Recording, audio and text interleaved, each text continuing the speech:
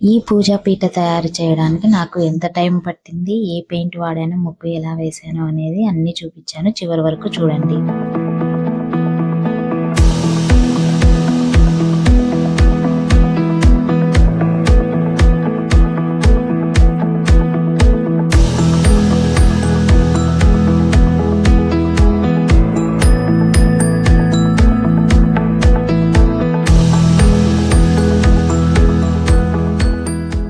Hello handmade queens, welcome back to my channel cute handmade treasury. దేవుని గదిలోకి పీట తయారు చేద్దామని చెప్పి నేను బయటికి వెళ్ళి ఒక చెక్క పీటను తీసుకొని వచ్చాను. నేను ఈ పూజా పీట సైజ్ ఎంత ఉందనేది ఇలా టేప్ పెట్టి చూపిస్తున్నాను. ఎందుకంటే ఈ పూజా పీటలలో కూడా చాలా సైజెస్ ఉంటాయి. మనం మన పూజా మందిరానికి తగ్గట్టు సైజ్ అనేది సెలెక్ట్ చేసుకోవాలి. నేను ఇక్కడ పెయింట్ చేయడానికి నార్మల్ పెయింటే వాడుతున్నానండి. అంటే పెయింట్ లో కూడా ఆయిల్ పెయింట్ అని ఇలా చాలా టైప్స్ ఉంటాయి కదా, అలా కాకుండా నార్మల్ పెయింటే మీకు ఏ లోకల్ షాప్ లో అయినా కూడా ఈ పెయింట్ ఈజీగా దొరికేస్తుంది. ఇప్పుడు నేను ప్లెయిన్ ఉన్న పార్ట్ లో అంతా ఈ ఎల్లో కలర్ పెయింట్ వేస్తున్నాను. నేను ఇక్కడ లైట్ గా వేస్తున్నానండి, ఎందుకంటే నేను మళ్ళీ దీనిపైన సెకండ్ కోట్ వేసుకుంటాను. అందుకే లైన్స్ లోపల వుడ్ కనిపిస్తున్నట్టు కనిపిస్తుందండి. అది సెకండ్ కోట్ వేయగానే అలా ఏముండదు. నేను అది మళ్ళీ మీకు క్లారిటీగా చూపిస్తాను. ఇప్పుడు నేను ఇక్కడ రెడ్ కలర్ పెయింట్ సెలెక్ట్ చేసుకున్నానండి. ఎందుకు అంటే ఇది సైడ్ కి పీట మధ్యలో ప్లెయిన్ ఉంది, సైడ్ ఇలా కచ్చులుగా డిజైన్ వచ్చింది. సో ఇక్కడ మనం సేమ్ కలర్ వేయకోకుండా ఇలా డిఫరెంట్ కలర్ వేస్తే అదే మంచి బార్డర్ లాగా హైలైట్ కి కూడా మంచి లుక్ వస్తుంది. కావాలంటే మీరు ఒకసారి అబ్జర్వ్ చేయండి. ముందు వేసిన ఓన్లీ ఎల్లో కలర్ కన్నా ఇప్పుడు మనం రెడ్ కలర్ బార్డర్ వేసిన తర్వాత పీట లుక్ అనేది చాలా హైలైట్ అవుతుంది. ఇంకా మనం ఇక్కడ ఏ డిజైన్ వేయనప్పటికీ ఓన్లీ రెడ్ కలర్ తోనే మనకు పీట అనేది ఇలా హైలైట్ అవుతుంది. నేను మీకు క్లారిటీగా చూపిస్తానని చెప్పా కదండి. ఇలా మనం ఫస్ట్ కోట్ వేసినప్పుడు ఇలా ఉంది. ఇప్పుడు మనము సెకండ్ కోట్ వేసుకుంటున్నాము. సెకండ్ కోట్ వేయగానే మనకు పీట అనేది కంప్లీట్ గా నీట్ గా డిజైన్ వేసుకోవడానికి రెడీగా ఉంటుందండి. అలా అని చెప్పి వెంటనే దీని మీద డిజైన్ వేసేయకూడదండి. ఇక్కడ నేను ఫస్ట్ కోట్ వేసిన తర్వాత అది పూర్తిగా డ్రై అయిన తర్వాత సెకండ్ కోట్ వేస్తున్నాను. సేమ్ అలానే ఇప్పుడు వేసుకున్న సెకండ్ కోట్ కూడా పూర్తిగా డ్రై అవ్వనివ్వాలి. ఆ తర్వాతే మనం డిజైనింగ్ అనేది స్టార్ట్ చేయాలి. లేకపోతే మనం ఇప్పుడు వేసిన పెయింట్ తర్వాత మనం డిజైన్ చేసేటప్పుడు కూడా వేస్తాం కదా, ఆ పెయింట్ రెండు కలిసిపోయి డిజైన్ అనేది చెడిపోతుందండి. మనం ఈ పీటని ఒక రోజులో అందుకే అస్సలు డిజైన్ చేయలేమండి.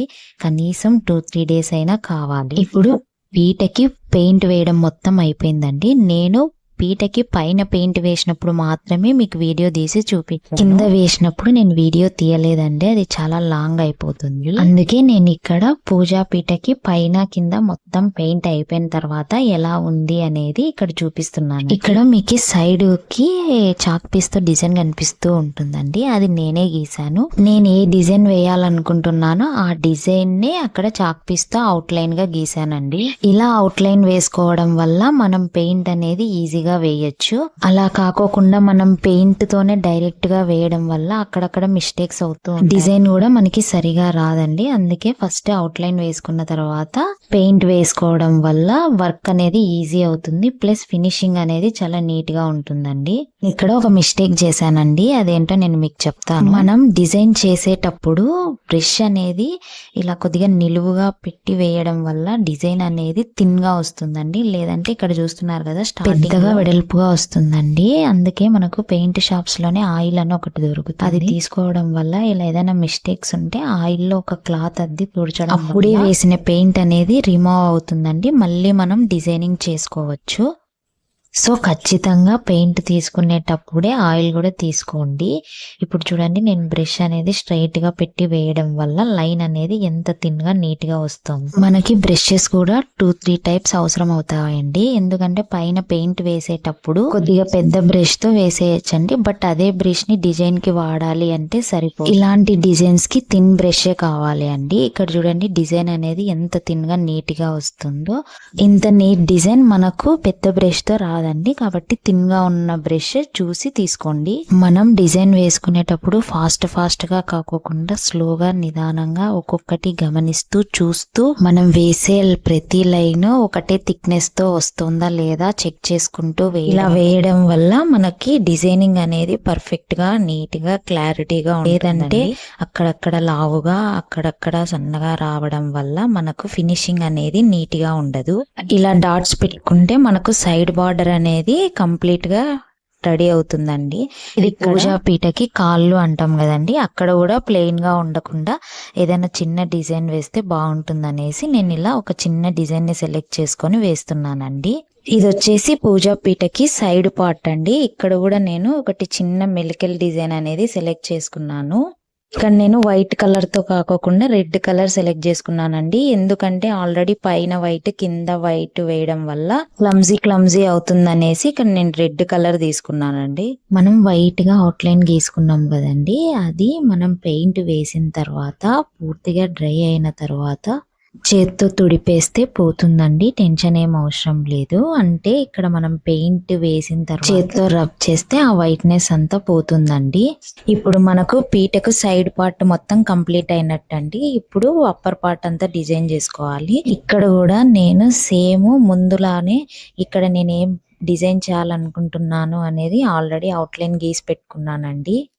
నెక్స్ట్ నేను దాని మీదే వైట్ కలర్ పెయింట్ తీసుకొని స్లోగా డిజైన్ చేస్తూ వస్తున్నానండి. ఈ డిజైన్ కి మధ్యలో నేను రెడ్ కలర్ తో చిన్న డాట్ పెడతానండి. ఇది కూడా నేను లాస్ట్ లో మీకు చూపిస్తానండి. ఇప్పుడు మధ్యలో నేను ఒక చిన్న మెలికల్ ముగ్గును సెలెక్ట్ చేసుకున్నానండి. అది అవుట్లైన్ గీసి ఇప్పుడు దాని మీద నేను డిజైన్ చేస్తున్నాను. ఇది చిన్న ముగ్గే అయినప్పటికీ బట్ ఈ మెలికల్ ముగ్గు అనేది మనకు మంచి ట్రెడిషనల్ లుక్ ఇస్తుందండి. యూట్యూబ్, ఇన్స్టాగ్రామ్ ఏ సోషల్ మీడియా చూసినా ఈ మెలికల్ ముగ్గులు ఇప్పుడు చాలా ట్రెండ్ లో ఉన్నాయండి. ఇక్కడ నేను వైట్ చాక్ పీస్ తో కాకోకుండా పెన్నుతో అనేది అవుట్లైన్ గీసుకున్నానండి. మీరు ఈ మిస్టేక్ చేయొద్దండి. ఎందుకంటే మనం పెయింట్ డ్రై అయిన తర్వాత చాక్ పీస్ తో గీసిన అవుట్లైన్ అయితే చేత్తో రబ్ చేస్తే పోతుందండి.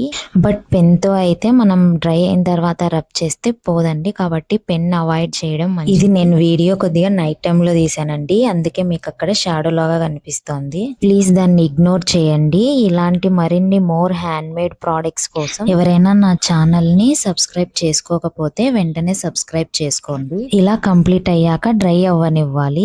డ్రై అయిన తర్వాత ఇప్పుడు కింద పార్ట్ కూడా మనం డిజైన్ చేసుకోవాలండి. సేమ్ పైన పార్ట్ ఏ డిజైన్ అయితే ఉందో కింద కూడా సేమ్ డిజైనే అండి. పైన ఏ విధంగా డిజైన్ చేసామో కింద కూడా సేమ్ అదే విధంగా కింద కూడా డిజైన్ చేసుకుంటూ రావాలి.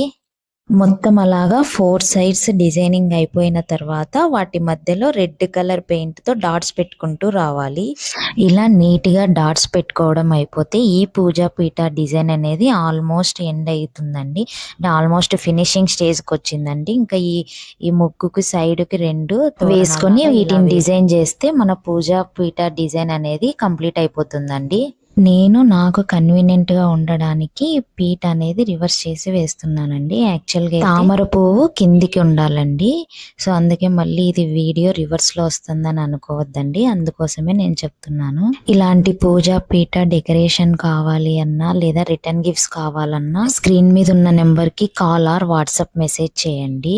ఇప్పుడు ఆషాఢం, శ్రావణం స్పెషల్ ఆఫర్స్ కూడా cute hand made treasury page లో రన్ అవుతున్నాయండి. ఆ ఆఫర్స్ ఏంటంటే రిటర్న్ గిఫ్ట్స్ మినిమం 12 పీసెస్ ఉండాలి అండి. అలా 12 పీసెస్ తో ఎవరైనా సరే రిటర్న్ గిఫ్ట్స్ ఆర్డర్ చేసుకుంటే వాళ్ళకి రిటర్న్ గిఫ్ట్స్ మీద 10% ఆఫర్ ఇస్తున్నాము. పర్సనల్ పర్పస్ కి అయితే 1 సెట్ కొంటే ఇంకొక సెట్ మీద ఫ్లాట్ 50% ఆఫర్ ఇస్తున్నాము. సో ఎవరికైనా కావాలి అంటే వెంటనే ఆర్డర్ ప్లేస్ చేయండి. ఇక్కడ నా దగ్గర పింక్ కలర్ లేదండి, అందుకే వైట్ అండ్ రెడ్ కలర్ ని మిక్స్ చేసి ఒక కలర్ తెచ్చి ఆ కలర్ ఇక్కడ వేస్తున్నాను. పూజా పీట కంప్లీట్ గా రెడీ అయిందండి. ఫైనల్ అవుట్పుట్ ఎలా వచ్చిందో చూసేసి మనం ఈ పూజా పీటని పూజ గదిలోనే కాకుండా స్పెషల్ గా ఏవైనా వ్రతాలు, నోములు ఉన్నా కూడా హ్యాపీగా యూస్ చేసుకోవచ్చండి. మీకు ఈ డిజైన్ ఎలా అనిపించింది అనేది కింద కామెంట్ సెక్షన్ లో మెన్షన్ చేయండి. ఈ వీడియోని మీ ఫ్రెండ్స్ అండ్ ఫ్యామిలీ మెంబర్స్ కి షేర్ చేయండి. Don't forget to subscribe cute hand made treasury. Thank you. Bye all.